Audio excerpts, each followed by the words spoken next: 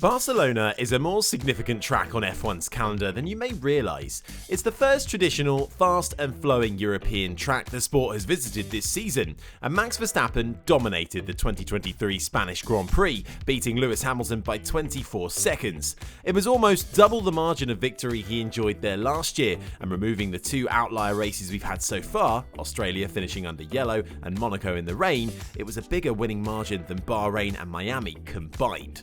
You'd have to go back to lap 46 in Miami for the last time anyone other than Max has led a lap.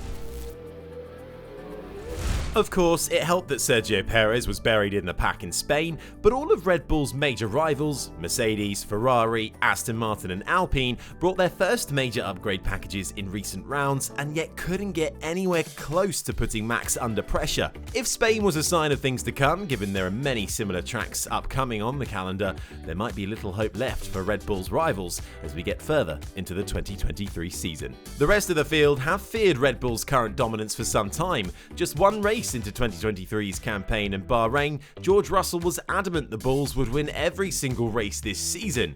I don't think anyone will be fighting with them this year.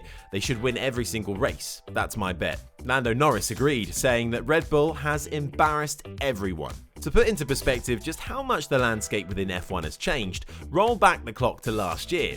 In the 2022 Spanish Grand Prix, Charles Leclerc qualified on pole by 0.3 of a second over Verstappen. Leclerc was dominating the race, 13 seconds in front of Max when his engine failed. This year, Ferrari was nowhere near Red Bull in terms of pace.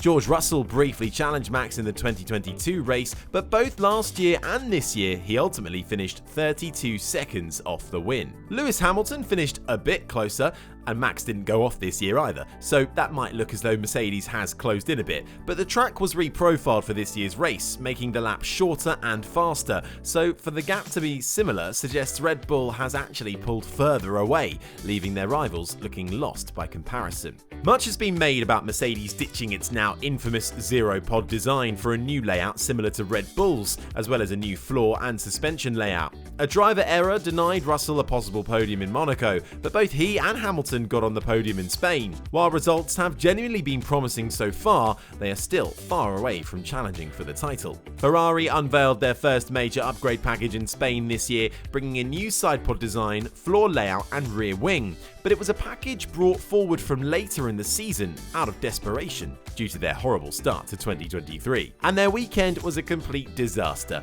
Leclerc struggled with Catalonia's left-handers and trying to get heat into his tyres, suffering a shock elimination in Q1 and only managing 11th place in the race. Carlos Sainz did well to qualify on the front row, but was outclassed by both Mercedes as Ferrari's SF23 still struggles with tyre wear during races, finishing 5th, almost 46 seconds behind Verstappen. When Carlos is saying it's difficult to tell if their upgrades worked, it's another sign that Maranello is once again in big trouble. Sainz said, "I spent the whole race managing tyres because we know we are very hard on them. I couldn't push. We know it's a weakness of our car, and coming to a high deg circuit and a two-stop race, we were just managing the whole way.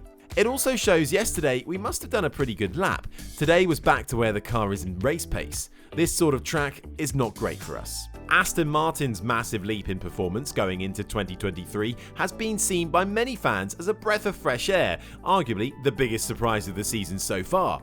Spain also marked a year since the debut of their Green Bull concept and the accusations they were copying Red Bull. Last year, Sebastian Vettel and Lance Stroll finished 11th and 14th respectively, a lap down on Max's winning car. This year, Stroll and Fernando Alonso were on the lead lap in 6th and 7th, but still over a minute off the win. There's little doubt that Aston Martin have made big gains relative to the Red Bull concept they've cloned, but how much of these gains are heightened by enjoying a greater allowance under F1's aerodynamic testing restrictions, plus the struggles of Mercedes and Ferrari? Since 2022, both Brackley and Maranello have had high-profile management and technical reshuffles and tried and failed alternative technical concepts to challenge Red Bull. These were the huge billion-dollar factories that we've become accustomed to seeing win. Aston Martin has definitely come closest closest to beating Red Bull in 2023, dropping a golden chance in Monaco when the rain came down.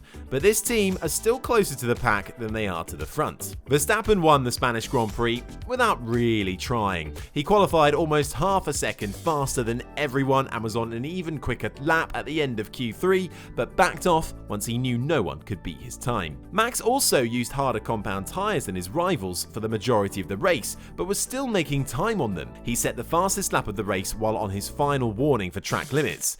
All clear signs the reigning world champion was far from driving all out.